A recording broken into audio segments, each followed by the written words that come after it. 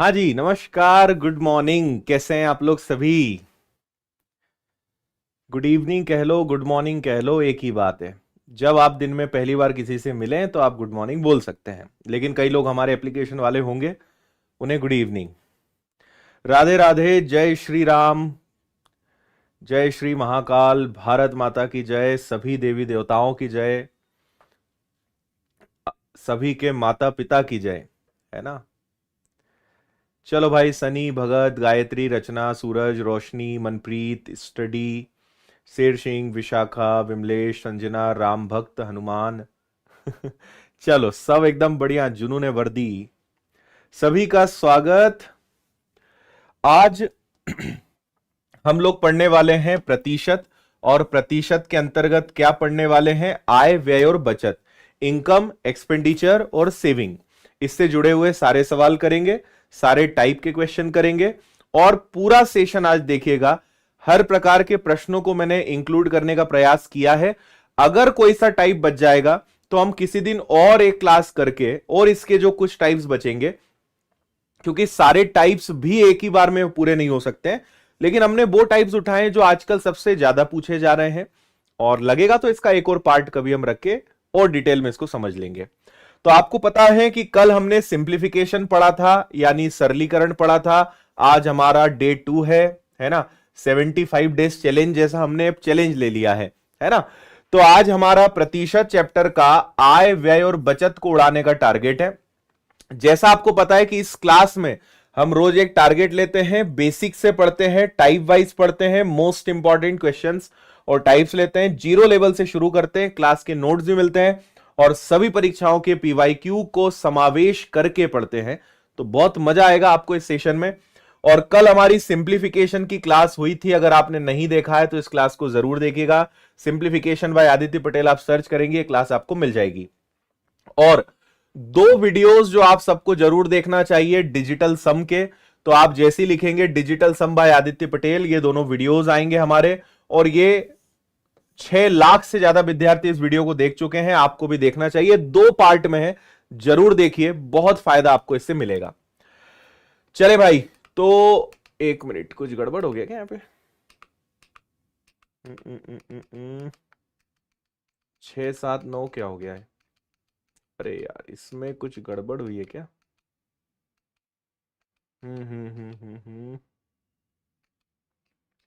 एक मिनट, शायद पीपीटी में प्रश्न आगे पीछे हो गए हैं। आप इस सवाल को करें, मैं 1 मिनट में इसकी पीपीटी को चेंज कर रहा हूं। आप इस सवाल को करिए, मैं चेंज कर रहा हूं।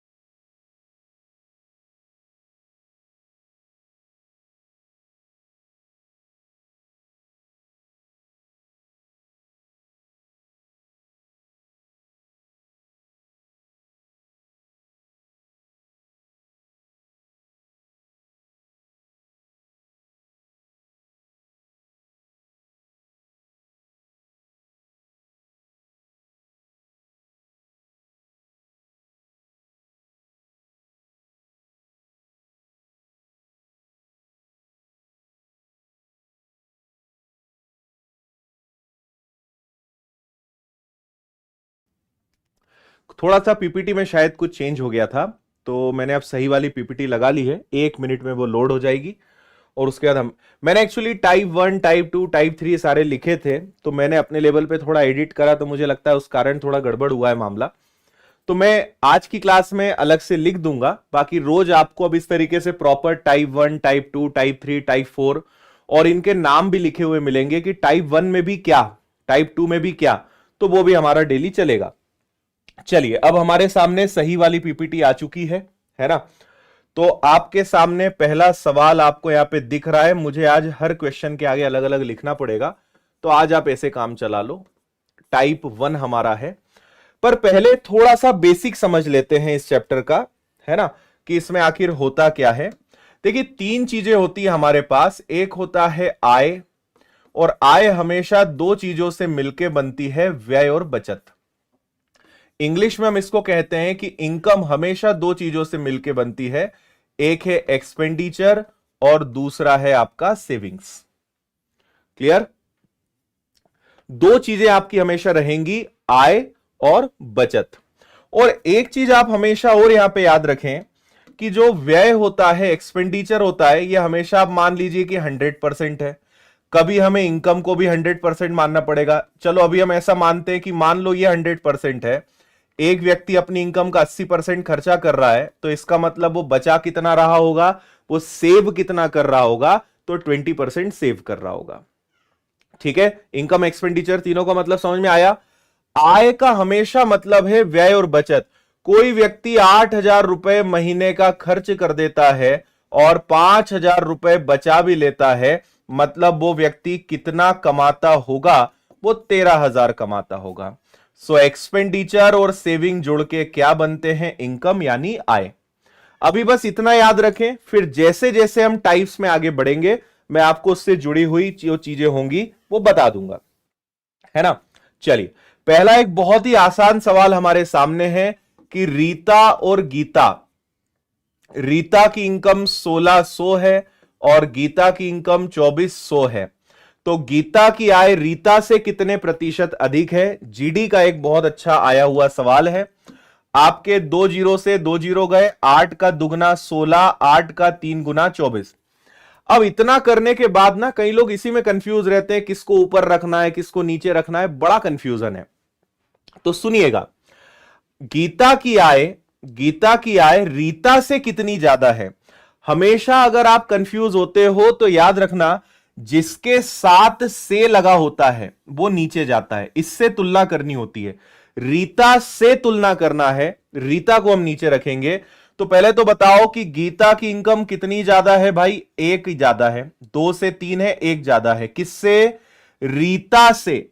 तो रीता को आप नीचे रखोगे और मल्टीप्लाई 100 का करोगे, आंसर आ जाएगा कितना परसेंट अधिक है? 50%। बहुत ही चुन्नू मुन्नू लेवल का सवाल है, मुझे लगता है सबका आंसर ये आया होगा।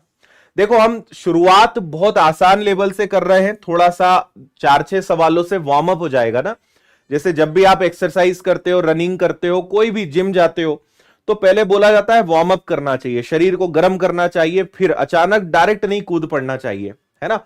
तो हम 4-5 सवालों से डेली थोड़ा सा वार्म अप करेंगे, है ना। उसके बाद फिर आपको जो है सीधा फिर एक्सरसाइज दमदार करवाएंगे हम आपकी, है ना। क्लियर है भाई? गीता की इनकम रीता से एक ज्यादा है, रीता से यानी रीता से तुलना करना है, और परसेंटेज यानी मल्टीप्लाई बाय 100। अगला सवाल है, रवि का वेतन मोहन के वेतन से 20% ज्यादा है। मोहन का वेतन 1600 है, तो रवि का वेतन कितना है? बहुत ही आसान बात है, मोहन का वेतन कितना है? 1600 है। हम जानते हैं कि हर चीज अपने आप में 100% होती है। अगर रवि का वेतन मोहन से 20% ज्यादा है, यानी इससे 20% ज्यादा, तो कितना होगा भैया? 120% होगा। मोहन से 20% ज्यादा है, तो पहला तरीका है कि 1600 का 20% यानी 320 रुपए ज्यादा, 320 रुपए जोड़ दो, या फिर आप डायरेक्ट इसका 120% निकाल दो। कुछ भी करोगे आंसर सेम आएगा। 1600 का 20% यानी 16 दूनी 32, तो कितना आ जाएगा? रवि का वेतन आएगा 1920। या डायरेक्ट अगर 120% निकालोगे तो इसको भी अगर आपने सॉल्व करा तो 120 में 100 का भाग दे देंगे, इससे भी आपका आंसर कितना आएगा? 1920, 1920। उम्मीद है आपको बात समझ में आ रही होगी। क्लियर? चलिए अगले सवाल पर चलते हैं। श्रीमती दीपा देवी अपने वेतन का 30% बचाती है और वेतन के रूप में 42,000 मिलता है, तो उनका व्यय कितना है? बहुत ही ज्यादा आसान सवाल, जल्दी बता दो भाई।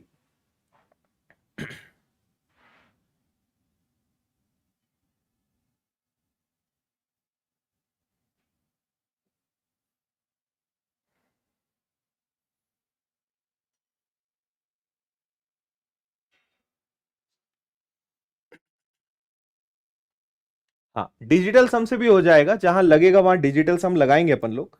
अभी डिजिटल सम वाले बाबा को याद करने की फिलहाल जरूरत नहीं है अपने को, अभी नॉर्मली कर लो इनको।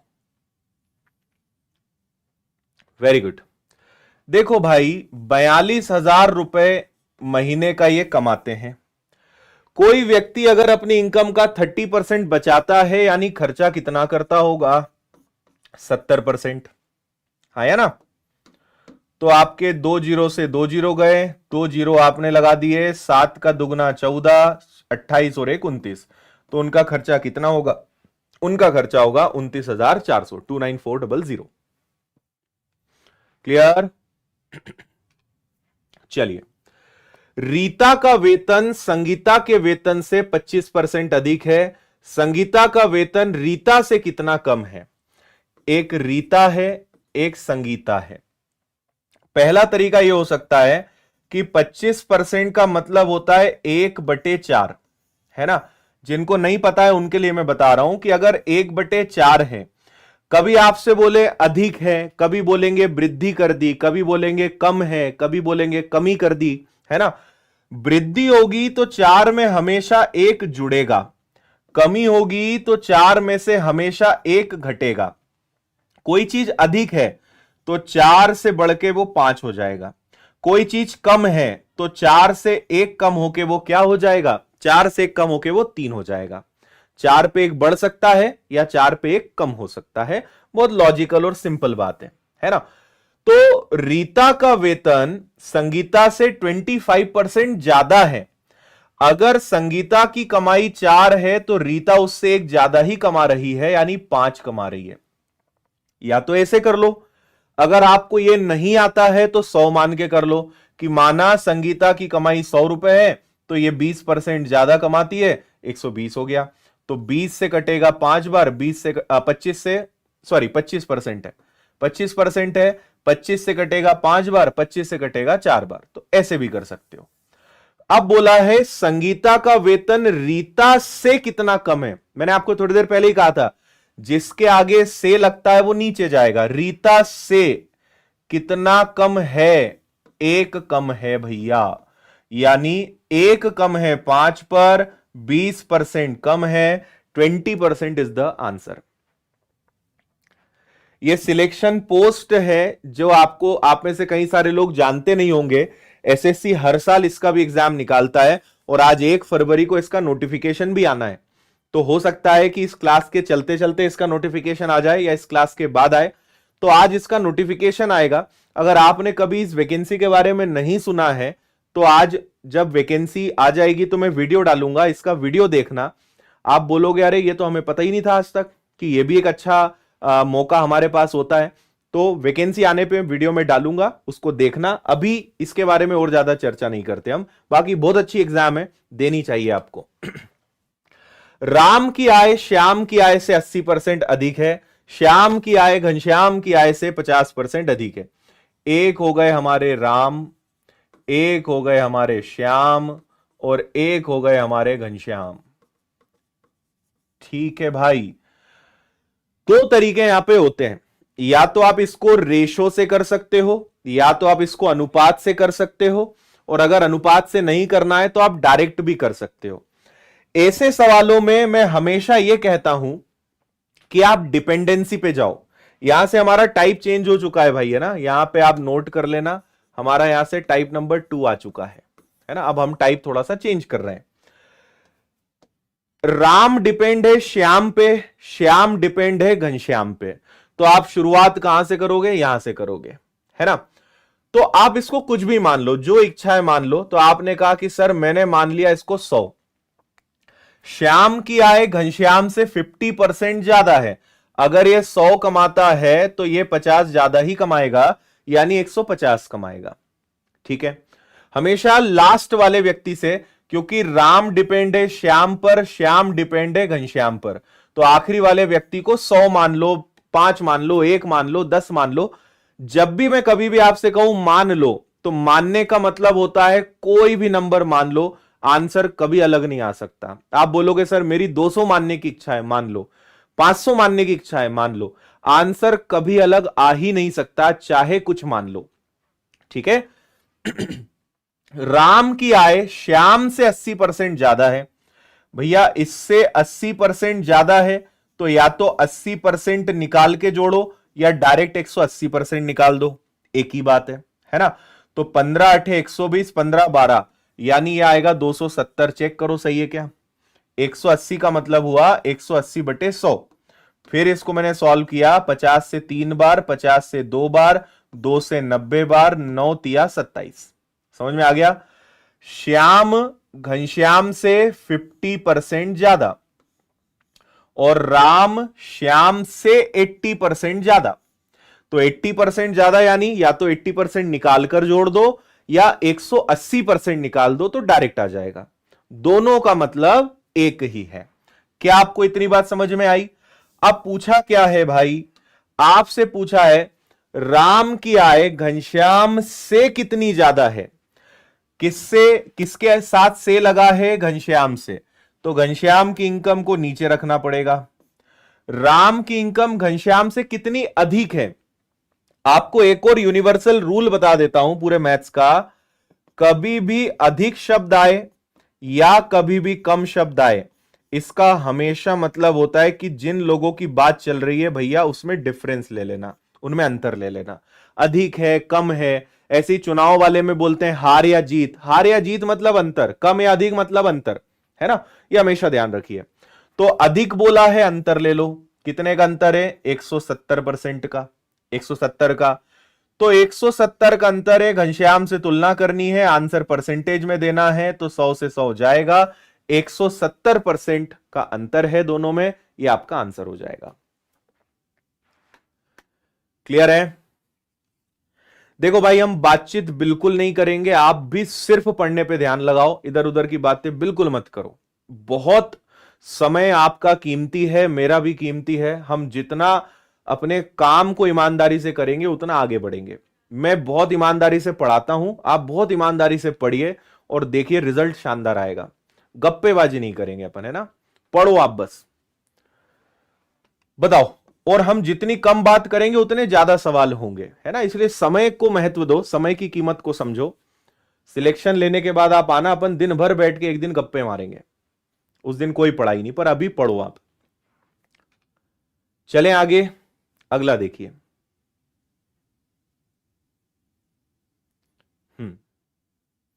जिन्होंने अभी तक लाइक के बटन को नहीं दबाया है, दबा डालो लाइक के बटन को। 270 कैसे आया, मैंने आपको करके बताया था कि श्याम से 80% ज्यादा, 80% ज्यादा यानी 180% निकाल दो, या तो 80% निकाल के 150 में जोड़ो या 180% निकालो। तो 150 से 80% अधिक यानी 180%, इसको हल करोगे तो 270 आएगा।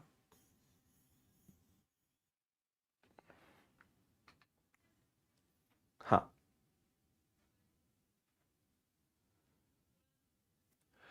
पहले महीने में मोहन की आय में 30% की वृद्धि हुई, दूसरे महीने में उसकी आय में 30% की कमी हो गई, 2 महीने बाद आय में कितने प्रतिशत की कमी हुई। थोड़ा सा इस सवाल को मैं खींचूंगा, इसमें दम कुछ नहीं है।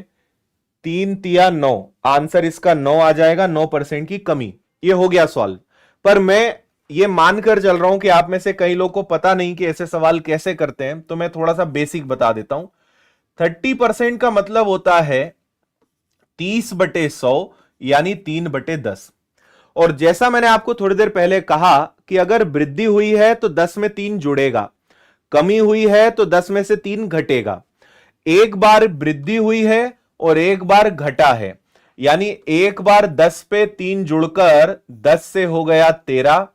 एक बार 10 में से 3 गया तो 10 में से 3 गया तो कितना बचा भाई, 7। मैं आपको अभी शॉर्टकट भी बता रहा हूं, पर पहले लॉन्ग कट सीखो। पहले बेसिक सीखो फिर शॉर्टकट पे चलेंगे। तो इनका हम गुणा करते हैं। 10 पर 3 की वृद्धि 10 से 13। आपकी संख्या 10 थी जो अब क्या हो गई है 13। पर अगली बार आपने कमी कर दी, 10 में से 3 गया, 10 में से 3 गया 7। तो आपकी संख्या अगर पहले 100 थी तो आपकी संख्या अब 91 हो गई है। 100 से 91 होने का मतलब है 9 की कमी आ गई।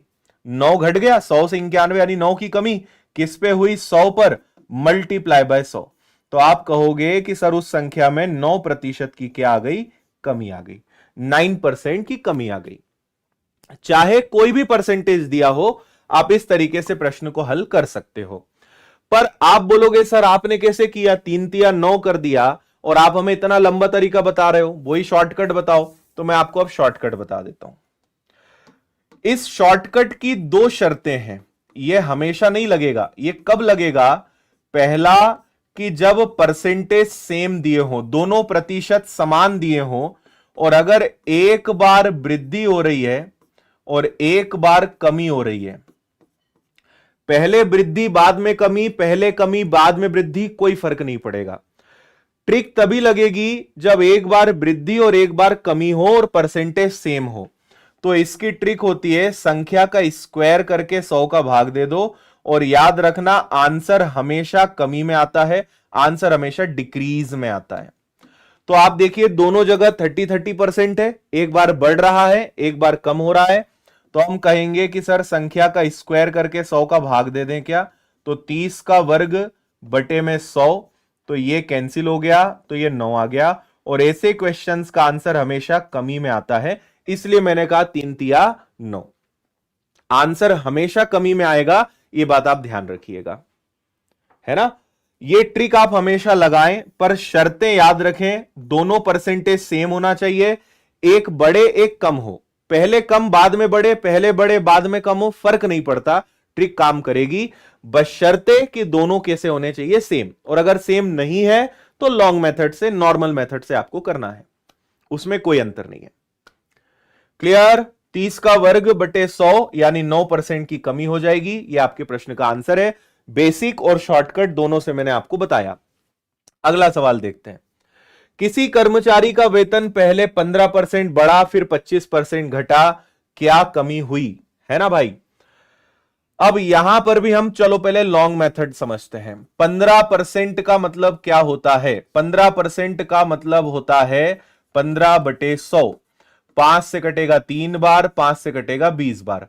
और 25% का मतलब क्या होता है? 25% का मतलब होता है 1/4। ठीक है, पहले नॉर्मल मेथड में आपको बता देता हूं, फिर शॉर्टकट बताऊंगा। पहले नॉर्मल सुन लो।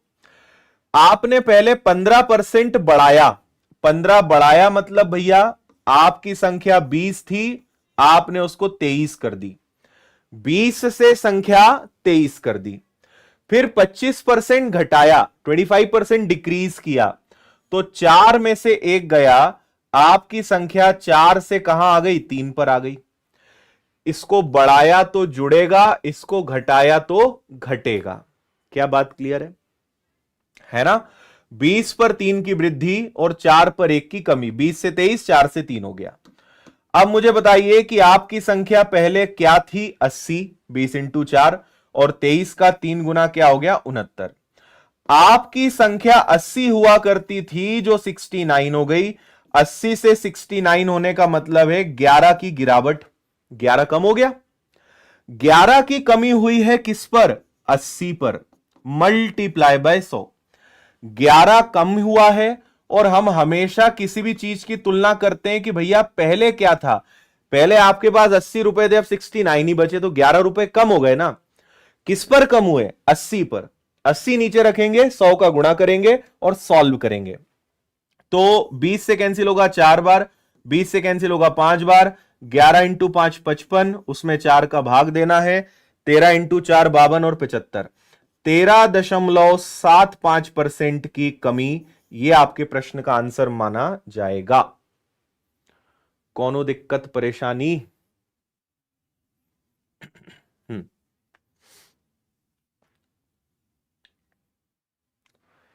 ए वाला आएगा ना, 12.75।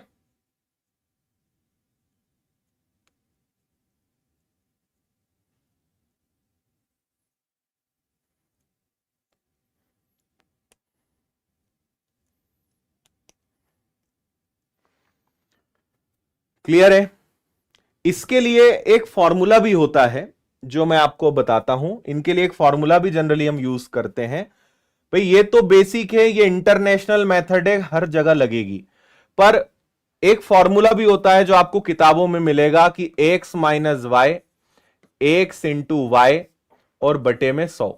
और आप में से कई लोगों को ये खूब पसंद आएगा, पर मैं आपको बता दूं कि ये तभी लगेगा जब 15, 25, 10, 20 होंगे। अगर गलती से 15% को उन्होंने 16 से ही 2/3% कर दिया तो तुम्हारा फॉर्मूला फेल हो जाएगा। ये तरीका कभी फेल नहीं होगा। ये बिन मौसम वाला काम है ना, बिन मौसम बारिश है कि कभी लगेगा कभी नहीं लगेगा। ये इंटरनेशनल तरीका है, यूनिवर्सल है, हर जगह लगेगा। पर ये फेल हो जाता है कभी कभी, इसलिए मैं फॉर्मूले से नहीं बताता हूं। आप यहां लगा लो क्योंकि नॉर्मल सवाल है। 15 आ गया, 25 आ गया, और यहां पे आप 15 और 25 का गुणा कर दो और नीचे 100 कर दो। 15 में से 25 गया, 10 आ गया। 15 और 25 का गुणा किया, 375 बटे 100, 375, ये जुड़ गए तो 13.75% की कमी। ये आंसर आ गया। इससे कर सकते हो, पर जैसा मैंने कहा नॉर्मल परसेंटेज तो ठीक है, दशमलव या भिन्न में चली गई बात तो फिर दिक्कत हो जाएगी। ठीक है। हमारे एक अजय शर्मा जी हैं, ये काफी देर से कह रहे हैं चौथे सवाल में कुछ गलती है। भाई एक बार चेक कर लेते हैं क्या गलती है। रीता का वेतन संगीता से 25% ज्यादा है। 25% का मतलब 1/4, 4 से 1 ज्यादा 5। संगीता का वेतन रीता से कितना कम है? संगीता का वेतन रीता से 1 कम है। रीता से यानी रीता को नीचे रखेंगे तो आंसर बिल्कुल ठीक है भाई, कोई दिक्कत वाली बात नहीं है। इस सवाल में किसी देवी और सज्जन को कोई तकलीफ हो तो बताओ। 23 कहां से आया? 20 पर 3 की वृद्धि। 20 वृद्धि है तो 20 में 3 जुड़ेगा, कमी है तो 20 में से 3 घटेगा। चलें आगे।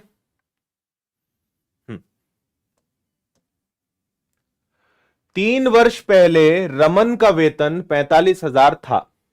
उसके वेतन में पहले, दूसरे, तीसरे वर्ष में 10%, A%, 20% की वृद्धि हुई और रमन का जो वेतन है वो 83,160 हो गया। तो A का मान क्या है? देखिए हम कैसे करते हैं इस प्रकार के सवालों को कि रमन का आज वेतन कितना है भाई? 45,000 है। पहले साल 10% की वृद्धि हुई। 10% की वृद्धि यानी 10/100, 1/10 वृद्धि हुई है। 10 में 1 जुड़ेगा तो ये क्या बनेगा? 11/10। दूसरे साल A% की वृद्धि हुई। अब हमें तो पता ही नहीं है क्या है ना, तो लिख लेते हैं कि भाई यहां पे कुछ A और B आएगा, पता नहीं वो क्या आएगा, A B X Y कुछ भी लिख लो। तीसरे साल 20% की वृद्धि हुई। 20% की वृद्धि का मतलब होता है 1/5, 5 पर 1 की वृद्धि होगी, 5 से 1 बढ़ के 6 हो गया। और तीनों साल की वृद्धि होने के बाद क्या बचेगा, क्या बन जाएगा? 83,160। ये लिखने का तरीका आपको समझ में आया कि नहीं आया ये बताओ। हां, एक बार फिर से मैं समझा रहा हूं। आज उसका वेतन 45,000 है और उसका वेतन 3 साल बढ़ रहा है। पहले साल 10% की वृद्धि हुई तो 10% का मतलब होता है 10/100 और 10/100 का मतलब होता है 1/10, 10 पर 1 जुड़ के 11। दूसरे साल का पता ही नहीं, दूसरे साल का ही पूछा है कि बताओ दूसरे साल कितनी वृद्धि हुई, तो मैंने उसको लिख दिया ए बी, जो भी आएगा ए और b, x y p q कुछ भी आएगा। तीसरे साल 20% की वृद्धि हुई तो 20% का मतलब 5 पर 1 की वृद्धि हो गई तो 5 से हो गया 6 और तीनों के बाद कितना हो गया? 83,160। ठीक है। अब मैं आपसे यहां पे कहता हूं कि या तो इसको सॉल्व कर लो तो ए और बी का मान पता चल जाएगा, और नहीं तो आप क्या कर सकते हो, इसको रेशो में भी ले सकते हो, अनुपात में भी ले सकते हो, है ना। तो आप आराम से समझें, मैं आपको बता रहा हूं। देखो क्या होगा, आपके 1 जीरो से पहले तो 1 जीरो गया, 6 3 9 8 और 1 9, ये 9 से आराम से कट जाएगा, है ना। तो मैंने पहले इसको उड़ाया 5 से, 0 से 0 गया, 5 × 9 45 यानी 90। ठीक है। और इसके बाद अब 9 से उड़ाते हैं तो 9 से ये कैंसिल हो गया 10 बार, और 9 से ये कैंसिल हुआ तो 9 × 9 81, 81 बचेगा आपके पास 2 और 1 9 दूनी 18 और 9 इंटू 4 36, यानी हमारे पास कितना आ गया 924। अब 11 से काट के देख लेते हैं। 11 से मैंने इसको उड़ाया तो 11 इंटू 8 88 और 11 इंटू 4 84। और अभी ये 6 से भी कटेगा, जगह नहीं है इसलिए मैं नीचे लिख रहा हूं। 6 से कटेगा तो 6 एकम और 6 इंटू 4 24। तो आपके पास यहां पे ए और बी को अब आप छोड़ सकते हो। आपके पास उधर बचा है 10 और इधर बचा है 14। ये 2 से कटेगा 5 बार, 2 से कटेगा 7 बार, यानी जो मिसिंग है, जो आपको निकालना है वो क्या है, वो है 5:7। यानी जो दूसरे वर्ष वृद्धि हुई है वो 5 से 7 हुई है। 5 से 7 होने का मतलब है 2 की वृद्धि हुई है। किस पर? 5 पर, मल्टीप्लाई बाय 100। 2 की वृद्धि 5 पर मल्टीप्लाई बाय 100। 5 से कैंसिल हुआ 20 बार और 20 दूनी 40। 40% की वृद्धि हुई है। यह बिल्कुल मस्त और करेक्ट आंसर है। कोई तकलीफ?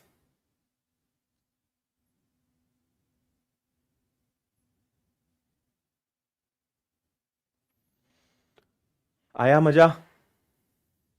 फिर से बता देता हूं मैं, कोई दिक्कत नहीं है, आराम से समझो आप। हमने क्या किया भाई, उसकी सैलरी 45,000 थी। 3 बार वृद्धि हुई, पहले साल 10%, दूसरे साल A%, तीसरे साल 20%। 10% बढ़ने का मतलब है 10 से 11। फिर अगले साल ए है, चाहो तो पूरे को ए लिख लो, चाहो तो उसको ए और बी लिख लो, कोई तकलीफ नहीं है। और तीसरे साल 20% की वृद्धि हुई, यानी 1/5, 5 से बढ़ के 6। और तीनों बार वृद्धि होने के बाद टोटल क्या बन गया? 83,160। जब हमने काटा पीटी करी तो हमें पता चला कि वो इधर 10 बचा, उधर 14। आपको अभी मैंने करके बताया, उसको देखेंगे। तो पहले अगर वो 5 था तो 7 हो गया, 2 की वृद्धि 5 पर, 2 बढ़ गया ना। और मैं आपसे फिर बोल रहा हूं कि पहले कितना था वो नीचे आएगा। 5 पे वृद्धि हुई मल्टीप्लाई बाय 100, यानी 20%, 20 का दुगना 40% की वृद्धि हुई है। 40% इज योर आंसर। ठीक है, चलिए अगला। यहां से आपका फिर से टाइप चेंज हुआ है, टाइप नंबर 3 पर हम आ चुके हैं। ठीक है, पढ़िए सवाल को। जब अपनी मासिक आय का 50% किराने और बिलों पर, 20% कपड़े खरीदने पर, 5% दवाओं पर खर्च किया, उसके पास 12,500 बचे, तो जय की मासिक आय क्या है? भाई हम जानते हैं कि हर चीज अपने आप में 100% होती है। 50%, 20% और 5% खर्चा कर दिया। 50, 70 और 5 75। 75% अगर खर्चा कर दिया तो अब बचा कितना है? 25%। और वास्तव में कितना बचा है? 12,500। सही है क्या? 75% खर्चा कर दिया तो आपके पास कितना बचा? 25% बचा। जबकि रियल में कितना बचा है? 12,500। तो इसको कैसे हल करते हैं कि 12,500 अगर 25% है तो सर 100% कितना? 100% कितना? तो 25 से कैंसिल हुआ 4 बार, 12 चौक 48 और 20, यानी 50,000 उस व्यक्ति की इनकम है। इसमें भी 2 प्रकार के क्वेश्चन होते हैं। ये नॉर्मल है कि आपने बस टोटल करा। अभी इसका मैं एक शेष वाला पैटर्न बताऊंगा, उसमें मजा आएगा। अगर शेष शब्द आ जाता ना, रिमेनिंग शब्द आ जाता, तो ये इतना आसान नहीं बचता। वो भी अभी आएगा आगे, है ना। तो हर चीज 100% होती है। 50, 20 और 5, 75% खर्चा कर दिया, 25% बचा, जो 12,500 के बराबर है। 12,500 अगर 25% है तो 100% कितना? आपका आंसर आ जाएगा 50,000, 50,000। क्लियर? आगे चलें, जल्दी से एक और सवाल करके बताओ। उत्तर प्रदेश सब इंस्पेक्टर का बढ़िया सवाल है, और इसमें कई लोग आखिरी में जाके ये 80% आपकी जान ले लेगा। यहां जाके आप पिघल जाओगे, यहां जाके आप बोलोगे अरे यहां क्या करना है।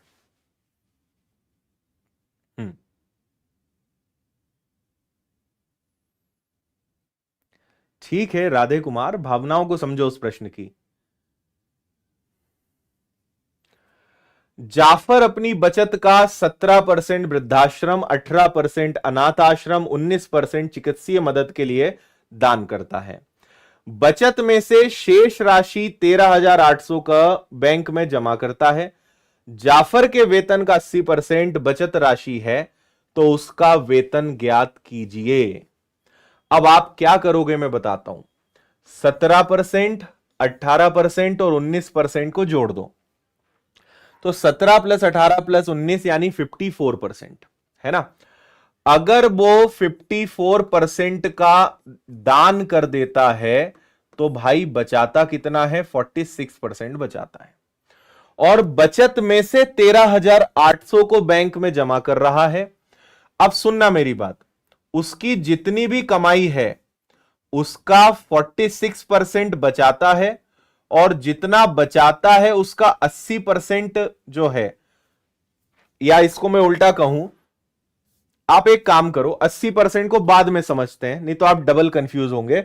आप तो कुछ मत करो, 13,800 बैंक में जमा कर रहा है, जबकि उसके पास बचा कितना है, 46%। तो आप कहोगे सर 100% कितना, लेकिन उसने क्या करा है, जो बचाया है उसका 80% पर ही खेल खेला है।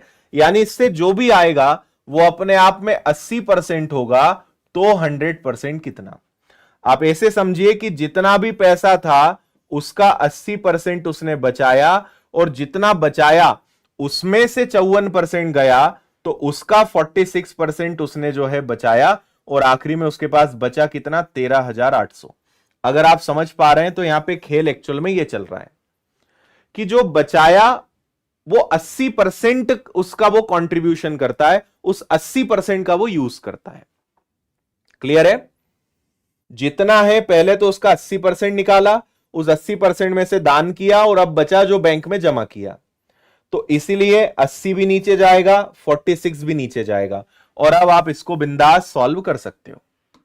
ठीक है, तो आप क्या करोगे भाई, 20 से कैंसिल कर दिया 4 बार, 20 से कैंसिल कर दिया 5 बार, है ना।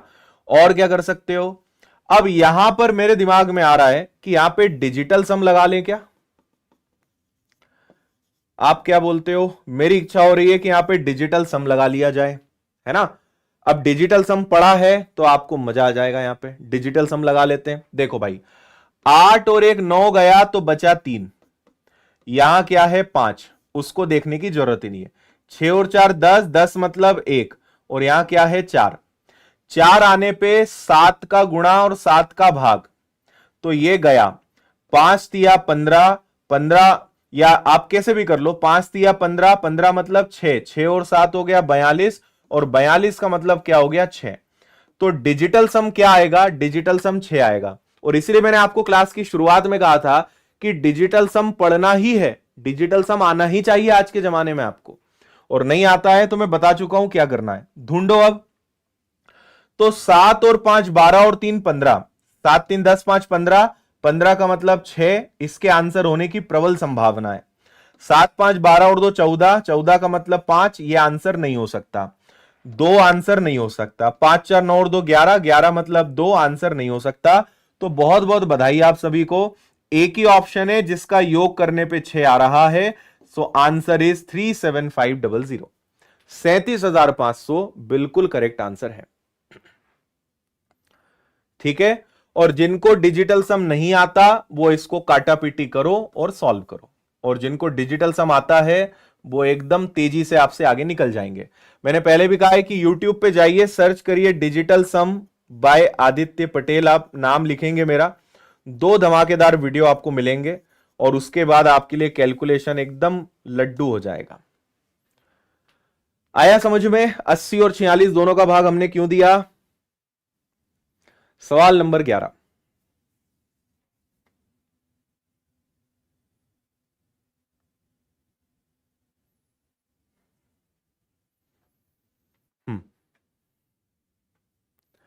वीर अपनी मासिक आय का 15% किराए पर और शेष का, चलो भैया यहां से आपका फिर टाइप चेंज हुआ है। हमारा कौन सा टाइप था, टाइप 3 है। अब आया है टाइप नंबर 4, और अब यहां पे क्या आ गया है पता है, अब आ गया है शेष, जिसको इंग्लिश में कहते हैं रिमेनिंग। अब शेष वाला पैटर्न मैं आपको सिखाऊंगा। सवाल आप पढ़िए।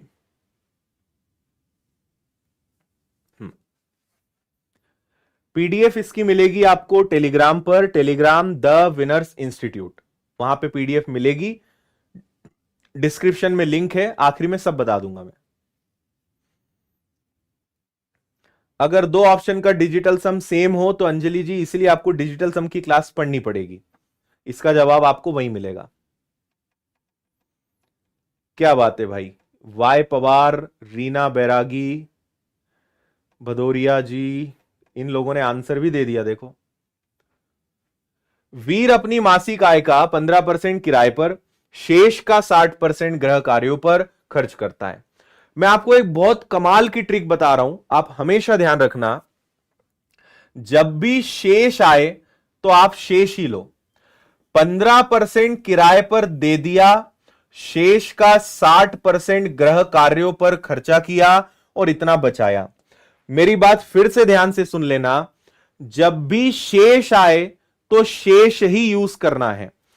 अगर हम जानते हैं कि हर चीज अपने आप में 100% होती है, 15% गया तो भाई बचा कितना, 85%।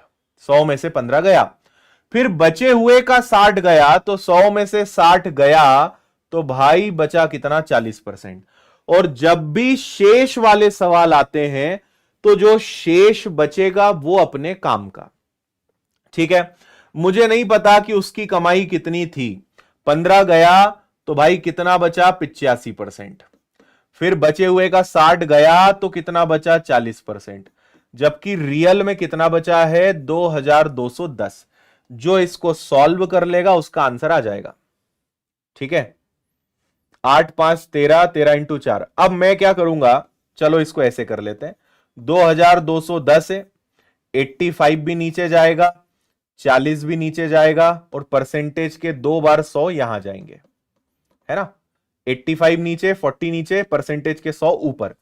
इच्छा है तो डिजिटल सम लगा लो, क्योंकि सारे ऑप्शन अलग अलग हैं। तो आप और हम मिलके फिर से डिजिटल सम के माध्यम से सवाल को फोड़ के रख देते हैं। आ जाओ, और डिजिटल सम ऐसे ही लगा लगा के ही सीखोगे, आप प्रैक्टिस करके ही सीखोगे। कई लोग की आदत होती है, वो डरते हैं कि अरे डिजिटल सम लगाएंगे गलत हो गया, तो जब तक आदत में नहीं लाओगे तब तक वो सही भी नहीं होगा। देखो, 2 और 2 4 और 1 5, 8 5 13, 13 मतलब 4, यहां पे फिर से कितना आ गया, 4, और कुछ है ही नहीं। तो 4 और 4 कितना हो गया, ये 5 है, 4 और 4 16, 16 मतलब 7, 7 मतलब 4 का गुणा 4 का भाग, 5 और 4 20, 20 मतलब 2।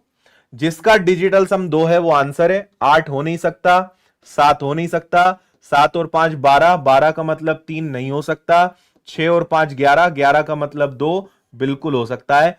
6500 आपका आंसर है। 6500 इज द राइट आंसर।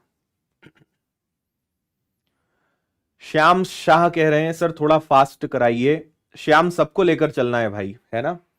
अगर सब बोल देंगे कि नहीं स्पीड कम है, स्पीड बढ़ाओ, तो मैं बढ़ा लेता हूं। आप बताओ स्पीड बढ़ानी है क्या, क्योंकि हम सबको लेकर चल रहे हैं ना, तो मुझे लगता है कि स्पीड ठीक है। पर आप बोलोगे कि नहीं स्लो है तो मैं बढ़ा देता हूं, मुझे कोई दिक्कत नहीं है। आया समझ में डिजिटल सम। मैं आपको बता रहा हूं, आप डिजिटल सम को अपनी आदत में तो लाओ। आप पाओगे कि 10 में से 5 सवाल तो डिजिटल सम से ही हो जाते हैं, और आप बोलोगे यार बेवजह गधों जैसी मेहनत करते थे, जरूरत ही नहीं है, वैसे ही आंसर आ रहा है। ठीक है, चलिए। हरि के वेतन में से घर के किराए के रूप में, है ना, समझ गए, ये शेष वाला था हमारा टाइप नंबर 4। 15% की कटौती करी, जहां पे शेष शब्द दिख जाए मतलब अपने को शेष वाली ट्रिक लगा देनी है। तो हमारे हरि भाई साहब ने 15% दे दिया, तो बचा कितना, 85। फिर 20% बच्चों पर खर्चा करा तो बचा कितना, 80। फिर 10% चिकित्सा पे खर्च किया तो बचा कितना, 90। और ये हमारे काम का नहीं है, हमारे काम का है जो बचा, और आखिरी में कितना बचा, आखिरी में बचा इतना। तो आपकी अगर आज्ञा हो तो क्या मैं डायरेक्ट लिख दूं, 42,840 है, ये सब नीचे जाएंगे, 85 भी नीचे जाएगा, 80 भी नीचे जाएगा, 90 भी नीचे जाएगा, और यहां पे 100 का गुणा कितनी बार होगा, 3 बार होगा।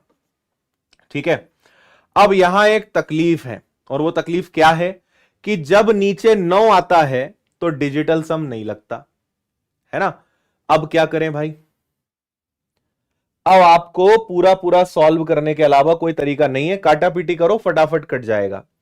डिजिटल सम लगाने की गलती मत करना, अगर नीचे 9 आ जाए तो डिजिटल सम बड़ा ही रिस्की होता है, तो डिजिटल सम ना लगाएं, नॉर्मल तरीके से इसको सॉल्व करें और खुश रहें।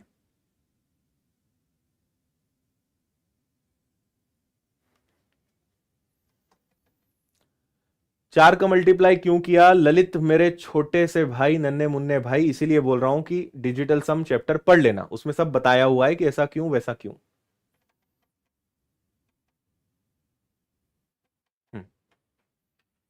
हो गया, चलो फटाफट काटा पीटी करते हैं। आपके जीरो से पहले तो जीरो कट गया है ना, 9 से कटने की मुझे लग रही है उम्मीद है कि 8 4 12 और 6 9 से कट जाएगा, तो 9 इंटू 4 हो गया 36, बचा आपके पास 6 और 8, तो 9 इंटू 7 हो गया 63, है ना, और 9 इंटू 6 54, तो ये कट गया 9 से। फिर इसके बाद 8 से भी कटने की गुंजाइश है क्या, तो 8 से नहीं कटेगा ना, 8 पंजे 40 तो ज्यादा हो जाएगा, 17 से कैंसिल करके देख लेते हैं, है ना, या फिर 4 से भी कैंसिल हो जाएगा, 4 एकम 4, फिर 4 एकम और 4 इंटू 9 36, और 4 से ये कैंसिल हो जाएगा 2 बार। 85 का दुगना होता है 170, तो जीरो से जीरो कट गया, और 17 सते यानी 7 के आगे 4 जीरो, 70,000 आपका आंसर होना चाहिए, 70,000 70,000 आपका आंसर होगा। बताओ समझ गए, काटा पीटी करना है। और जिसको नहीं समझ में आया, मैंने पिछले सवाल में बताया था कि उसकी इनकम जो भी है, 15 गया 85% बचा, फिर 20 गया 80% बचा, फिर 10 गया 90% बचा, और फाइनली कितना बचा, अंत में बचा 42,840। तो ये तीनों उठ के नीचे ही आएंगे, इसलिए मैंने डायरेक्ट लिख दिया था ताकि समय हमारा बचे। काटा पीटी करना है एंड नथिंग। चलिए भाई, एक व्यक्ति की मासिक आय 80,000 थी, उसका खर्चा 45,000 था, अगले वर्ष उसकी आय 16% बढ़ी, उसका खर्च 8% बढ़ा, बचत। यहां से आपका टाइप चेंज हुआ है और अब टाइप एक अलग मोड़ पे जा चुका है, टाइप नंबर 5, टाइप यहां से परिवर्तित हुआ है। देखें आप सवाल को बड़े ही प्रेम से, अच्छे से पढ़ो, पढ़ना सबसे इंपॉर्टेंट है सवाल को। मजा आ रहा है? चलो यार, इस बात की बहुत खुशी है कि आप में से लोग कम ज्यादा नहीं होते हैं, जितने लोग हैं वो रेगुलर, मतलब मुझे अब ऐसा लगने लगा है कि आप वही लोग हैं जो रेगुलर हैं और सिंसियर हैं, कि सर आने जाने से हमें फर्क नहीं पड़ता है, पूरा सेशन हम तो अटेंड करेंगे और रोज आएंगे। ठीक है, पढ़ लिया। एक व्यक्ति की मासिक आय 80,000 थी, उसका खर्चा 45,000 था, उसकी आय 16% बढ़ी, खर्चा 8% बढ़ा।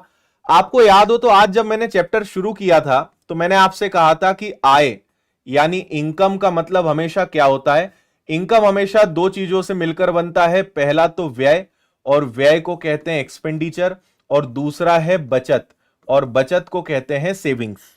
ठीक है, तो ध्यान से सुनिएगा, एक व्यक्ति की इनकम कितनी है, 80,000 है, उसका खर्चा कितना है, उसका खर्चा 45,000 है, तो बताओ बचत कितनी।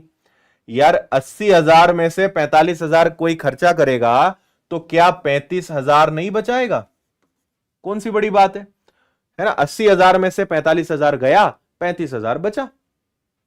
ठीक है, अब बात सुनो आगे, उसकी आय में 16% की वृद्धि हुई, उसकी इनकम में 16% की वृद्धि हुई, तो आपको मैं करके बता रहा हूं, हर बार नहीं बताऊंगा मैं, है ना। 80,000 का 16% कितना होता है भाई, 16 इंटू 8 128 होता है क्या, तो उसकी इनकम कितनी बढ़ गई, उसकी इनकम 12,800 बढ़ गई। 12,800 को मुझे जोड़ना चाहिए पर मैं नहीं जोड़ रहा हूं, समझ में आया, बस देखते जाओ, अभी बहुत मजा आएगा। हम केवल वृद्धि ले रहे हैं, एक्चुअल में उसकी इनकम क्या हो गई कि भैया 80,000 पहले थी और 12,800 जुड़ गई, तो वो 92,800 हो गई। इतनी बात समझ में आई आपको, पर मैं वृद्धि ले रहा हूं बस। उसका खर्चा 8% बढ़ गया, उसका खर्चा 8% बढ़ गया, तो 45,000 का 8% कितना होता है? 45,000 का 8% होता है 8 पंजे 40 और 32 और 4 36, यानी 3600। अब एक बात समझो, टोटल वृद्धि हुई है 12,800 की, उसमें से खर्चे में वृद्धि हुई है 3600 की।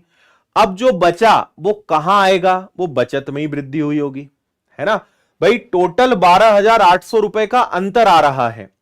अगर 3600 रुपए व्यय एक्सपेंडिचर पे बढ़ रहे हैं, तो जो बचा वो बचत पे बढ़ेगा, है ना, सेविंग्स पे। तो 12,800 में से 3600 घटाओ, 8 में से 6 गया तो बचा 2, 12 में से 3 गया तो बचा 9, है या ना। मतलब यहां पे कितने की वृद्धि हुई है? 9200 की। तो उसकी बचत 35,000 थी और उस पे 9,200 की वृद्धि हुई है, मल्टीप्लाई बाय 100। गुणा करेंगे हम 100 का, 3 जीरो से आपके 3 जीरो गए, चाहो तो 5 से उड़ा दो, तो 5 एकम, 5 इंटू 8 40, है ना, और 5 इंटू 4 20, और 5 इंटू 7 35। मैंने 5 से दोनों को उड़ा दिया, 7 का दुगना कर दिया 14, बचा 4 और 4, तो 7 इंटू 7 तो ज्यादा हो जाएगा, 7 इंटू 6 42। तो भाई 26 दशमलव कुछ कुछ वाला आंसर आएगा, और 26 दशमलव कुछ कुछ एक ही है।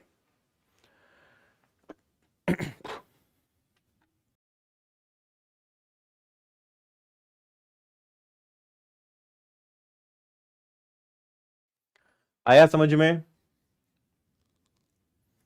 सबसे बढ़िया तरीका है ये। टोटल वृद्धि हुई है 12,800 की, अगर यहां पे 8% की वृद्धि हुई है, अगर 3600 यहां बढ़ा है, इसका मतलब 9,200 ये बढ़ा होगा। तो पहले जो बचत थी उस पे 9,200 की वृद्धि हुई। 9,200 35,000 का कितना परसेंट है?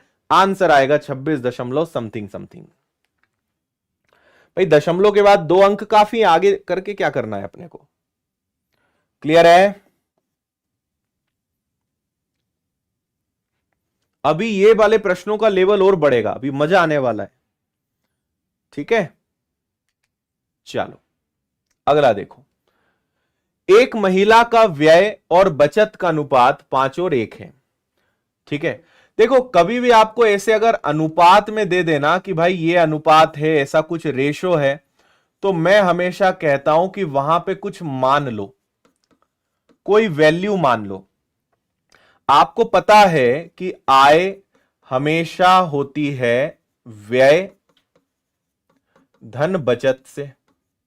ओके भाई, इन्होंने कहा कि व्यय और बचत 5 और 1 है। अगर व्यय 5 है तो बचत 1 है। मैं आपसे क्या बोल रहा हूं, कुछ मान लिया करो। तो व्यय को 500 मान लो, तो बचत को 100 मान लो, तो तत्काल पता चल गया कि उसकी इनकम 600 है। मैं 5 और 1 से भी आंसर ला सकता हूं, पर उसमें थोड़ी सी रिस्क है, उसमें आपका आंसर थोड़ा कैलकुलेशन आपका बढ़ जाएगा। और जब मानने की बात हो तो मैं अपनी बात को फिर से रिपीट कर रहा हूं कि मानने में कुछ भी माना जा सकता है।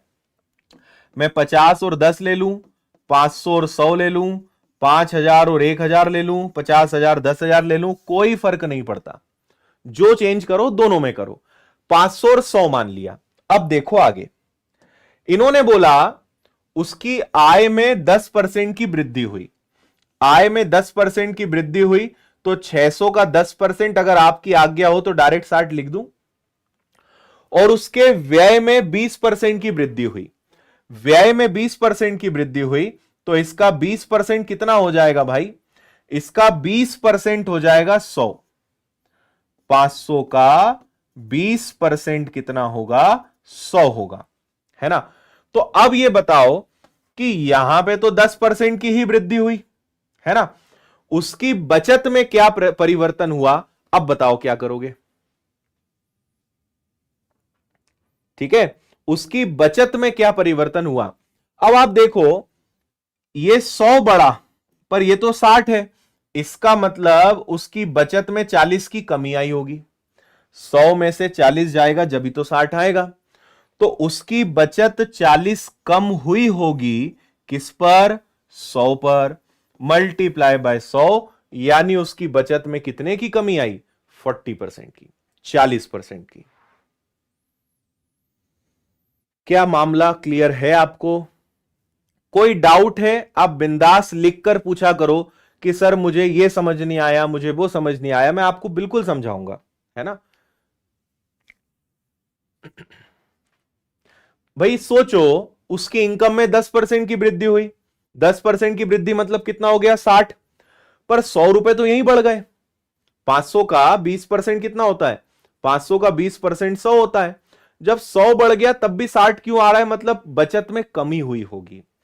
100 में से क्या घटाऊं कि 60 आ जाए? 40। तो यहां 40 की कमी हुई है, इसलिए तो माइनस में आ रहा है। तो 40 की कमी हुई है किस पर? बचत पर, जो पहले 100 थी। 40% की कमी आया। हम्म, दूर दूर तक कोई दिक्कत नहीं है, ये बढ़िया है। अब इसी सवाल को हमने थोड़ा सा और टफ कर दिया। ये सीजीएल मेंस का सवाल है, पर मैं आपको बता दूं कि ये मेंस का है, दिखने में टफ है, लेकिन ये जानता नहीं है कि ये किसके सामने खड़ा है। तो हम आप और हम मिलकर इसको आसान बना लेंगे। बस अच्छे से पढ़ लो, सवाल को ढंग से पढ़ लिया करो। हम्म। एक व्यक्ति का मासिक खर्च बचत का 66/3% है। देखो बहुत कमाल की बात कही है, खर्च उसकी बचत का 66/3% है। आपको पता होना चाहिए, नहीं पता है तो मैं बता देता हूं। 66/3% का मतलब होता है 2/3, 2/3, है ना। परसेंटेज में बेसिक हम पढ़ते हैं। 33 सही 1/3 का मतलब 1/3 होता है, और 66 2/3 का यह होता है। तो 66 सही 2/3 को मैं 2/3 लिख सकता हूं। ठीक है। अब एक बात समझो, खर्च बचत का इतना है, तो मुझे क्या पता है? मुझे पता है कि आय का मतलब हमेशा व्यय और बचत होता है। Income is equal to expenditures plus savings. और एक बहुत कमाल की बात बता रहा हूं, यहां पे जाके बहुत लोग कंफ्यूज होते हैं कि खर्च क्या माने, बचत क्या माने। तो सुनो, जो पहले वो ऊपर, जो बाद में वो नीचे। यहां पे बचत को 3 माना जाएगा, पर एक और बात है भैया, अधिक है, 3 से 2 अधिक है, यानी ये 5 है। ठीक है। 66 सही 2/3% अधिक है। अगर बचत 3 होगी तो खर्चा 2 ज्यादा ही होगा, यानी कितना होगा? 5 होगा। और थोड़ी देर पहले ही बताया कि कैलकुलेशन आसान हो इसलिए इनको ऐसा ऐसा मान लो। तो ये कितना हो गया? 800। आपने सबसे बड़ी जंग जीत ली। 90% लोग यहीं जाके उलट पुलट हो जाते हैं, वो यही पहला कदम ही सही नहीं उठा पाते, आगे तो भूल ही जाओ। और अगर आपने ये कर लिया मतलब आपका आगे का आंसर अब आना लगभग तय है। ठीक है, क्लियर है? अब सुनो आगे। मासिक आय में 44% की वृद्धि हुई।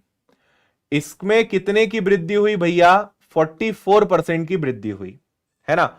और बचत में व्यय में 60% की वृद्धि हुई। चलो ठीक है, 800 का 44% निकालो।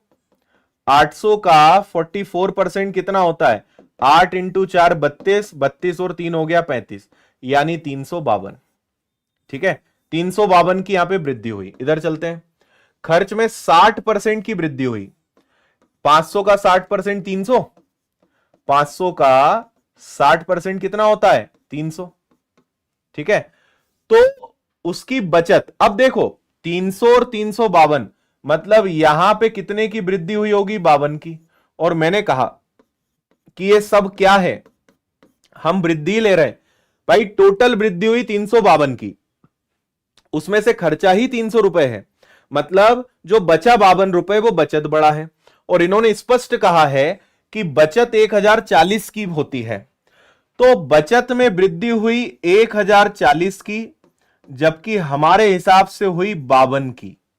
तो 52 1040 के बराबर है, तो 52 जाएगा नीचे, 52 जाएगा नीचे। प्रारंभिक व्यय बताओ, पुराना खर्चा बताओ। पुराना खर्चा क्या था? 500 था, 500 का गुणा कर दो। ठीक है भाई, 52 का डबल 500 का डबल, आंसर आ जाएगा कितना? 10,000। अब बताओ क्या कठिन था क्या ये?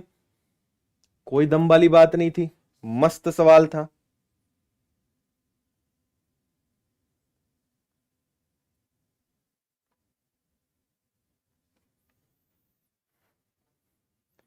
आया मजा?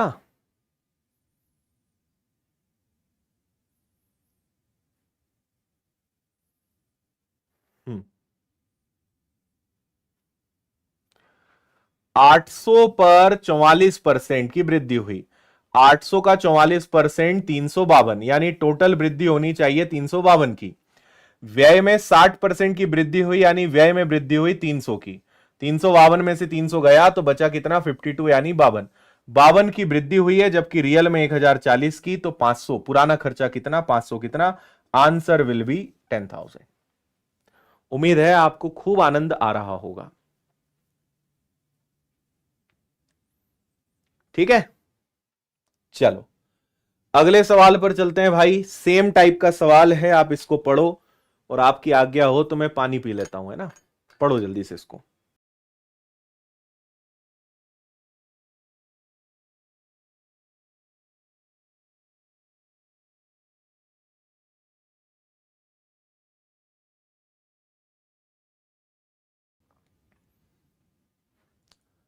ऐसा लग रहा है कि आपको ये वाला कॉन्सेप्ट ज्यादा पसंद आया कि एक दिन एक प्रकार की चीज उठाओ और उसको फोड़ डालो, है ना?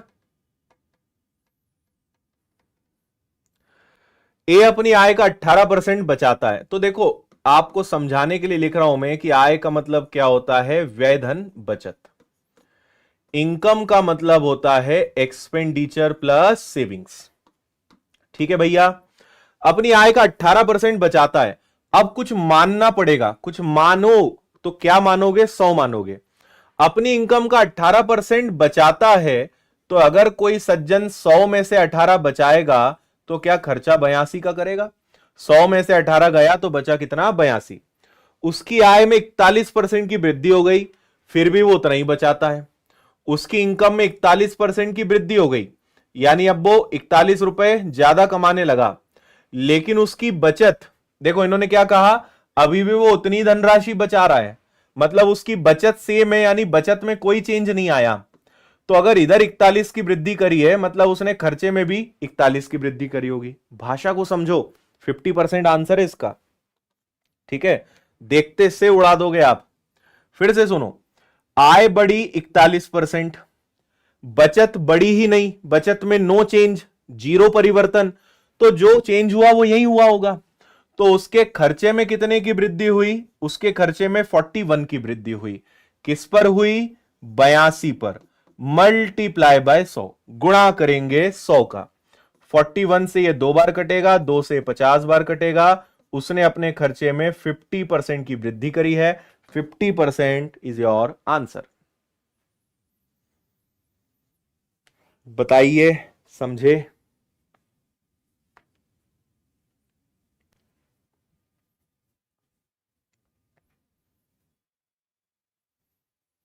हाँ, देखो मैंने आपको पहले भी कहा है कि YouTube ने एक फीचर दिया है, तो वो जो भी प्रोडक्ट और किताबें होती हैं वो खुद ही दिखाता है, हम नहीं दिखाते। तो आप उस पर क्लिक करोगे तो डिसमिस या क्रॉस का ऑप्शन आएगा, तो वो हट जाएगा स्क्रीन से। वो आपको करना पड़ेगा, हमारी तरफ से नहीं हटता वो। तो अगर आपको वो हटाते नहीं बन रहा है तो क्लिक करो, आप खुद हटा पाओगे उसको। आया मजा? बचत में नो चेंज, तो जो चेंज है वो व्यय में ही है। तो अगर इधर 41 की वृद्धि हुई है, मतलब यहां भी 41 की वृद्धि करी होगी। तो 41 की वृद्धि 82 पर, यानी 50% की वृद्धि। चलो भैया, अब टाइप आपका चेंज हुआ है। टाइप नंबर 5 था, अब आया है आपका टाइप नंबर 6। बहुत मस्त टाइप है ये वाला, टाइप नंबर 6। ठीक है, अब एक और नया शब्द आने वाला है आपके लिए, और उसका नाम है खपत, जिसको इंग्लिश में क्या कहते हैं? कंजप्शन, खपत। पढ़िए, एक बहुत ही लड्डू और एकदम फुद्दू सवाल है आपके लिए, पढ़ो। 82 कहां से आया? 100 में से अगर 18 रुपए बचे तो खर्चा करा 82, 100 में से 18 घटा दो, आंसर आ जाएगा आपका।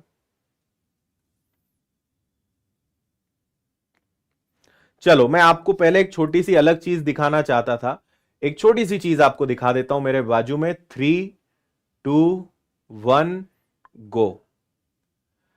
आपको जानकर बड़ी खुशी होगी कि आपका अपना विनर्स इंस्टीट्यूट फिर से अंतर्राष्ट्रीय स्तर पर सम्मानित होने वाला है, और यह दूसरी बार है। पिछले वर्ष आपको याद हो तो दुबई में विनर्स इंस्टीट्यूट को सम्मानित किया गया था, और पूरे मध्य प्रदेश से सिंगल इंस्टीट्यूट है जिसको अंतर्राष्ट्रीय स्तर पर सम्मानित किया जाएगा, और इस बार यह सम्मान सिंगापुर में मिलने वाला है ना। तो ये कल दैनिक भास्कर में आया था, मध्य प्रदेश में आपने देखा होगा, कल परसों अलग अलग जगह। तो इसका पूरा क्रेडिट सिर्फ और सिर्फ सारे विद्यार्थियों को जाता है, जो आपने इतना अटूट प्रेम, अटूट सपोर्ट हमेशा दिया है। और इसी कड़ी में विनर्स ने ये एक बड़ा पायदान हासिल किया है ना। पूरा क्रेडिट इसका सिर्फ और सिर्फ आपको जाता है। तो इसके लिए हम हृदय से आपके शुक्रगुजार हैं और आभार व्यक्त करते हैं आपके इस प्रेम को लेकर। थैंक यू जी, बहुत बहुत धन्यवाद। चलिए और चर्चा करेंगे, सवाल पर वापस आ जाते हैं। पेट्रोल की कीमत में 25% की वृद्धि हो गई। 25% की वृद्धि हो गई यानी 1/4। मैं यहां पर ना एक हमेशा बढ़िया उदाहरण देता हूं। आप में से कई लोगों की आदत होगी, और आप क्या, मैं तो मेरी भी बात करता हूं, है ना। हम इंडियन लोग हैं और हमारी आदतें और हमारी जो सोच है वो सबसे हटके है। पेट्रोल का भाव चाहे जो हो, मैंने देखा है कि अक्सर लोगों की आदत है वो पेट्रोल पंप पे जाएंगे और बोलेंगे भाई 50 का पेट्रोल डाल दे, 100 का पेट्रोल डाल दे। पेट्रोल जब 40-50 रुपए लीटर था तब भी वो 100 का ही पेट्रोल डलाते थे। आज पेट्रोल का रेट 100 से ज्यादा हो गया, तब भी वो 100 का ही पेट्रोल डलाते। उन्हें फर्क नहीं पड़ता रेट क्या है, उन्हें फर्क पड़ता है आदत से। लगता है कि 100 रुपए ही तो डला रहे हैं, बस 100 का ही पेट्रोल डालना है। ये वही बात है, ठीक है। पेट्रोल के रेट में 25% की वृद्धि हो गई, है ना। आप पहले 100 का नोट देते थे, अब पेट्रोल पंप वाला बोल रहा है सर अब 125 का मिलेगा, जितना आप पहले लेते थे ना। पहले 1 लीटर 100 का था, आज से 1 लीटर 125 का हो गया, तो अब 125 रुपए निकालो। तो आप उसको कहोगे भाई देख, रेट तो हम देखते ही नहीं, रेट चाहे जो हो, अपना बजट फिक्स है, 100 रुपए का पेट्रोल डलेगा तो डलेगा, चाहे पेट्रोल का भाव कुछ भी हो, 1 बूंद आए या 1 लीटर आए, डलेगा तो 100 का ही। तो आप, वो बोल रहा है कि सर 100 की जगह 125 दो, आप बोल रहे हो नहीं 125 नहीं भाई, मैं तो 100 ही दूंगा तुझे। समझ में आई बात। तो आप बोल रहे हो कि तू तो 100 रुपए ले ले, जितना आ रहा है चलेगा, मैं उतना ही खपत समझ लूंगा, बजट नहीं बढ़ाऊंगा, पैसा ज्यादा नहीं दूंगा। आदत ज्यादा महत्वपूर्ण है हमारे लिए, है ना। तो पहले 25% की रेट में वृद्धि हुई, तो अगर पहले पेट्रोल का रेट 4 था तो अब कितना हो गया, 5 हो गया। पेट्रोल का रेट 4 से क्या हो गया मेरे भाई, 5 हो गया। 4 से हो गया 5। आप बोलोगे नहीं मैं 5 नहीं 4 ही दूंगा, तो 5 नहीं 4 दूंगा, यानी 1 की कमी किस पर, 5 पर, मल्टीप्लाई बाय 100। 5 से कटेगा, यानी आप अपनी खपत में कितने की कमी कर रहे हो, आप अपनी खपत में 20% की कमी कर रहे हो। You are decreasing your consumption by 20%। आया समझ में। यही शक्कर में होता है, यही तेल में होता है, यही घी में होता है, यही आटे में होता है, और यही दुख दर्द हर बेरोजगार का होता है। बेरोजगार का भी यही दुख दर्द है, शादीशुदा का भी यही दुख दर्द है। इसलिए पढ़ लो और इतना कमाओ कि रेट देखना ही ना पड़े, है ना। शक्कर से बताओ, शक्कर का भी उदाहरण है अपने पास, पर अभी नहीं, अभी पेट्रोल से काम चलाओ। समझ गए। 4 की चीज 5 की हो गई, आप बोल रहे हो नहीं 5 नहीं बेटा 4 ही दूंगा मैं। 1 रुपए कम, 5 पर मल्टीप्लाई बाय 100, 20%। जीडी 2023 का सवाल था ये। अब इसी प्रश्न में हम थोड़ी सी चीजों को और बढ़ा रहे हैं। एक पंखे की कीमत में 30% कम करने पर बिक्री 40% बढ़ जाती है, आय क्या है। यह सवाल चाहे जो भी दिख रहा हो, यह है कमी वृद्धि का ही, इंक्रीज डिक्रीज का ही है ये, है ना। 30% का मतलब क्या होता है, 30% का मतलब होता है 3/10, और 40% का मतलब होता है 40/100 यानी 2/5। कीमत 30% कम हो गई, 10 में से 3 गया। भाई पहले कीमत 10 थी, अब हो गई 7। उससे बिक्री बढ़ गई, बिक्री बढ़ गई 5 से 2, बिक्री 5 से हो गई कितनी, 7। तो पहले आपको 50 रुपए मिलते थे, अब आपको 49 रुपए मिल रहे हैं। 10 में 3 की कमी आ गई, 10 में से 3 गया 7। बिक्री सेल्स बढ़ गई 40%, 5 पर 2 की वृद्धि हो गई, 5 से हो गया 7। तो मुझे बताइए कि पहले अगर आपको 50 रुपए मिलते थे तो अब आपको 49 रुपए मिल रहे हैं। तो आपको तो 1 रुपए का नुकसान हो रहा है, 1 रुपए का घाटा है।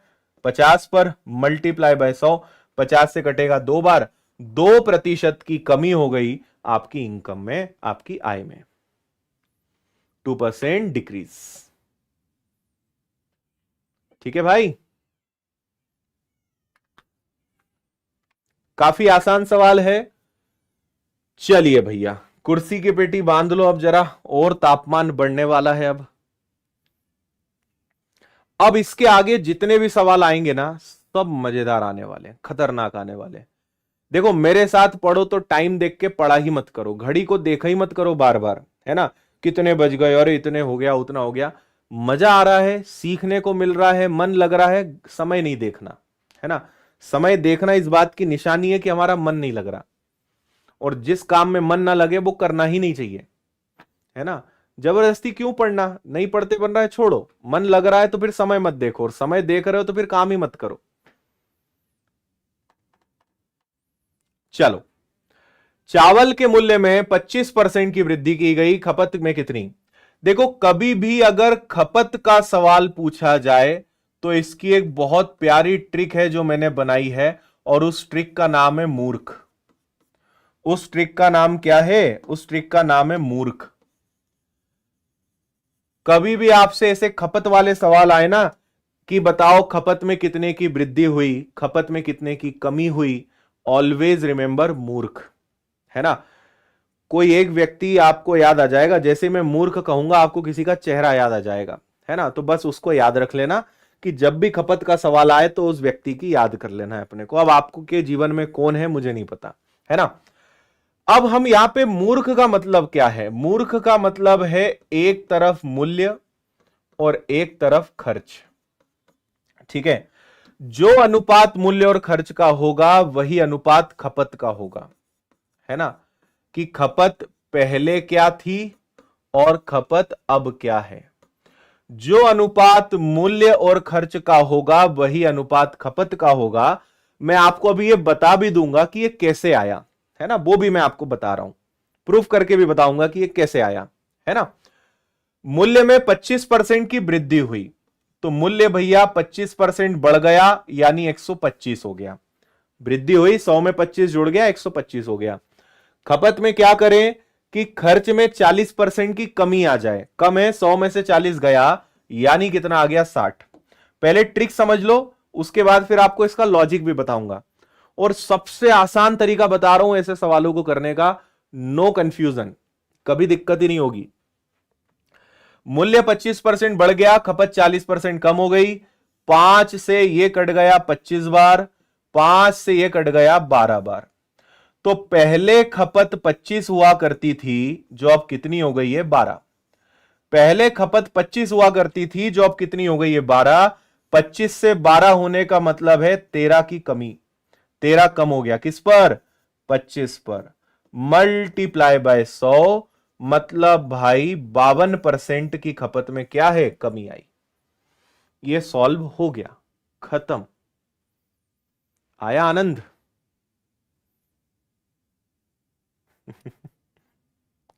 अच्छा, कई लोग बोल रहे हैं सर हमारे सामने तो बहुत सारे चेहरे आ रहे हैं। ये मत भूलो कि तुम्हारा चेहरा भी किसी को याद आ रहा होगा।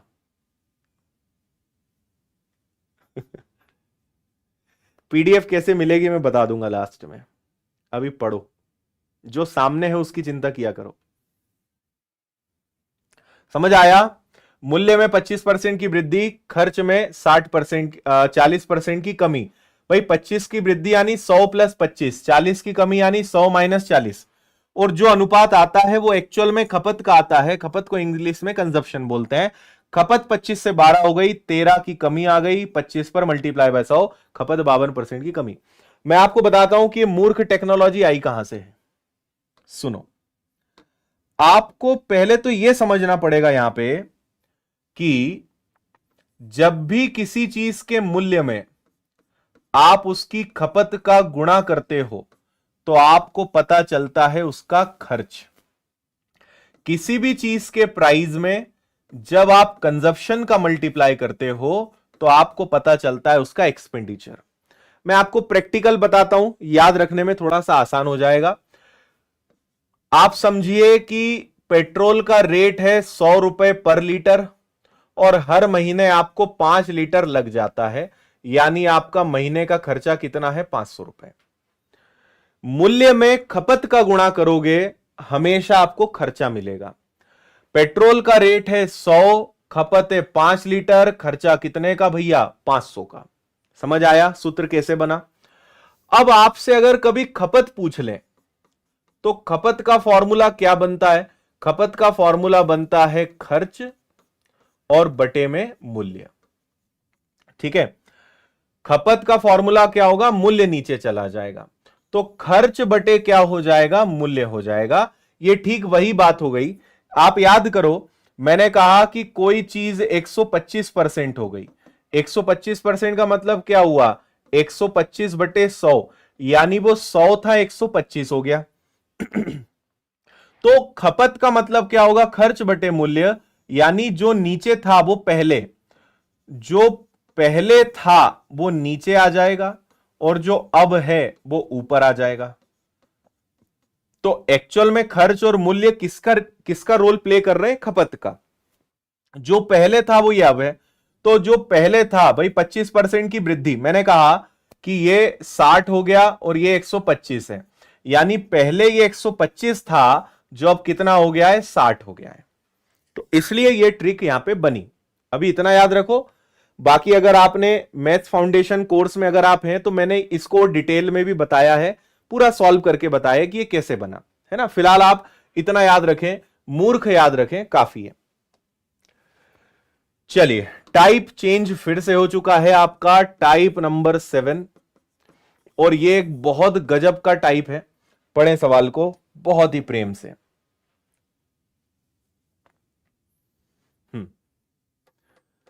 ये बड़ी दिक्कत है तुम लोगों के साथ है ना, शाम तक डेटा ही खत्म करके बैठ जाते हो तुम। भाई 400-500 MB ना बचा के रखा करो रात की क्लास के लिए। डेली क्लास लग रही है, रोज 8 बजे मैं आपसे मिल रहा हूं, इसलिए रोज विदाउट पीले चावल 8 बजे आ जाया करो।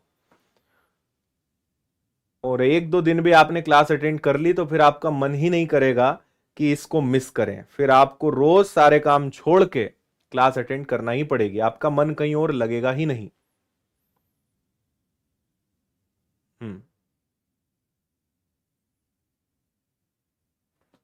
चलो भाई, चावल का मूल्य 25% कम हो गया, एक व्यक्ति ने खर्च में 30 की चावल ज्यादा खरीदा, 5400 रुपए। इसकी एक मैं ट्रिक बताता हूं आपको, है ना। इसका मैं आपको डायरेक्ट शॉर्टकट बता रहा हूं, ध्यान से सुनना। खर्च सबसे पहले लिख लिया करो कि बजट कितना है, तो बजट है 5400 का। कितने परसेंट की कमी आई, तो आपको 25% की कमी आई। कितने किलो का फर्क पड़ा, 30 किलो का फर्क पड़ा। 5400 पर 25% की कमी आई, फर्क पड़ा 30 किलो का। 5400 पर 25% की कमी आई, फर्क पड़ा 30 किलो का। इसको सॉल्व करने से डायरेक्ट रेट पता चल जाता है, लेकिन याद रखना वो रेट हमेशा नया वाला पता चलता है। ठीक है, तो आपके 2 जीरो से 2 जीरो तो गए। ठीक है, 25, ये 5 बार, ये 6 बार, और 6 से ये 9 बार, और 9 से 5 बार। तो आपको डायरेक्ट पता चल गया कि चावल का अभी वाला रेट क्या चल रहा है, 45 चल रहा है, 45 चल रहा है। पर आपसे बोला है चावल का वास्तविक मूल्य बताओ भाई, पुराना मूल्य बताओ, चावल का पुराना मूल्य क्या है। इस ट्रिक से आपको हमेशा नया वाला रेट मिलेगा, यह ध्यान रखना। और अभी 1-2 सवाल और करा रहा हूं तो आपको समझ में आएगा। आपसे बोला है पुराना रेट बताओ, पुराना वाला रेट क्या है, तो आपको पता है कि चावल का रेट 25% कम हो चुका है। तो इसका मतलब 25% कम होने का मतलब है 75%। जो आपको दिख रहा है ये 25% कम होने के बाद का है। तो 45 रुपए अगर 75% है तो 100% कितना? तो 15 से कैंसिल हो जाएगा 5 बार, 15 से कैंसिल होगा 3 बार, 5 से कैंसिल होगा 20 बार, और 20 दिया 60। नया रेट क्या है? तो 45। पुराना रेट क्या है? तो 60। आपसे बोला है वास्तविक मूल्य क्या था, पुराना रेट क्या था। आंसर आएगा आपका कितना? 60। 60 इज द आंसर। आया समझ में? आप यही चीज रेशो बना के कर सकते थे। 25% मतलब कि 4 से रेट हो गया 3। अभी वाला रेट 3 है तो पुराना वाला रेट क्या? इससे भी आंसर आपको 60 ही मिलेगा। ऐसे भी कर सकते हो, एक ही बात है सारी, है ना। एक सवाल मैं आपको और कराता हूं तो आपको ज्यादा अच्छा लगेगा, लेकिन ऐसा सवाल है ही नहीं क्या अब? अच्छा, सवाल नहीं है ऐसा। चलो एक बार मैं इसको बताता हूं।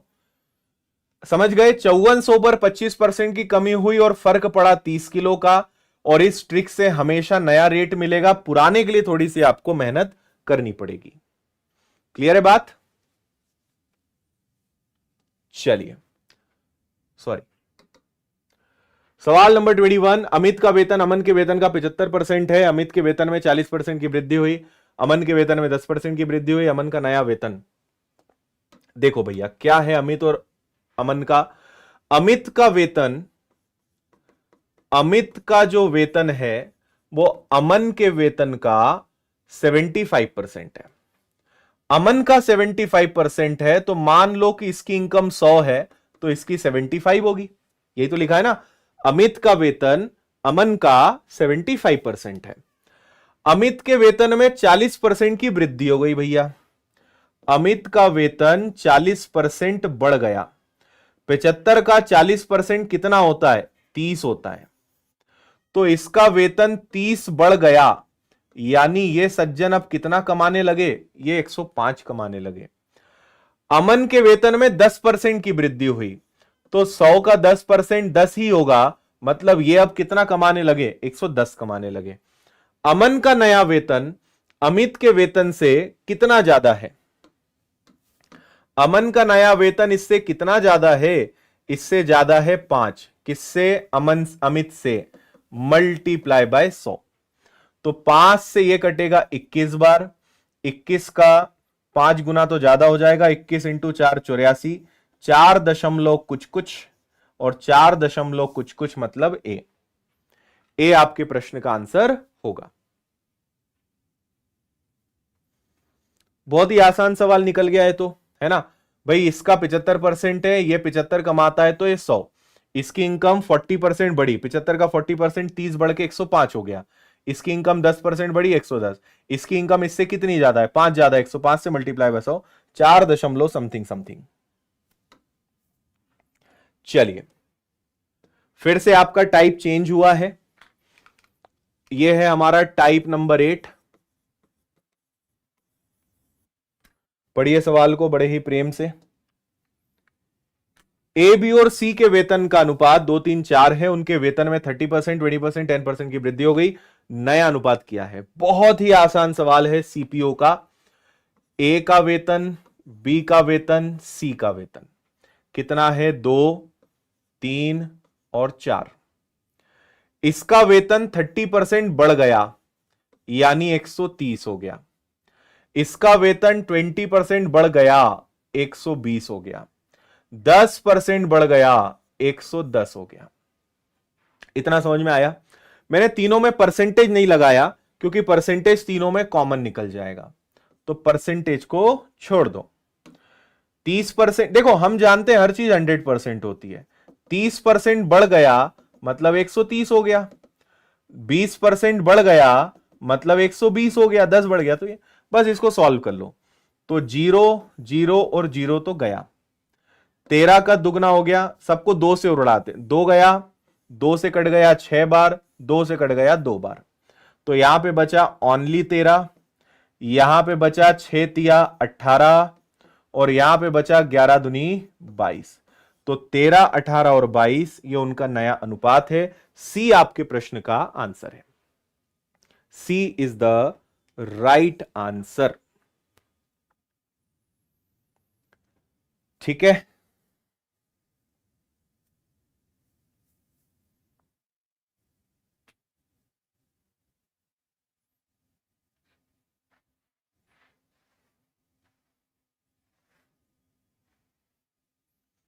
बोलो भाई, आनंद की प्राप्ति हो रही है?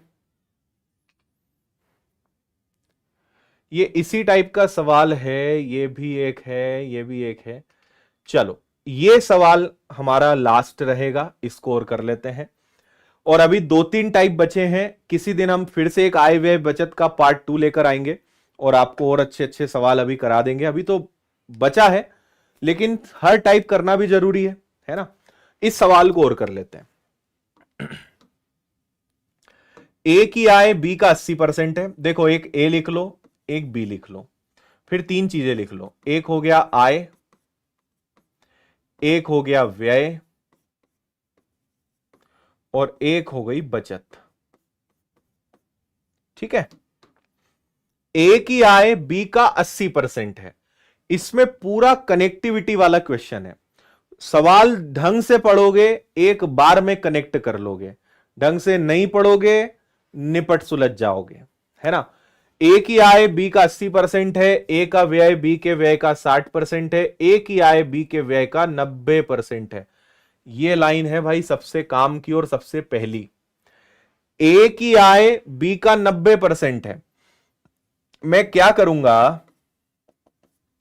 मैं मानूंगा कि बी का खर्चा 100 है, ए की इनकम बी के खर्चे का 90% है, ए की इनकम इसका 90% है। तो इसका 90% मतलब ये अगर 100 रुपए खर्चा करता है तो ये बेचारा 90 रुपए कमाता है।